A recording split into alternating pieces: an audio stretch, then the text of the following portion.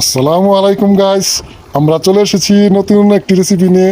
ঘরের মধ্যে কোনো কিছু ছিল না খাবার মতো, হঠাৎ করে ভাবলাম যে কী রান্না করা যায়। হঠাৎ করে ভেবে ভেবে চিন্তা করে একদম স্বল্প একটু মাংস ছিল, 3 টুকরা গরু মাংস দিয়ে একদম 5 স্টার রেস্টুরেন্টের মানের একটি ভর্তা বানিয়েছি, যা খেলে আপনারা অন্তত পক্ষে 7 থালি ভাত খেতে পারবেন।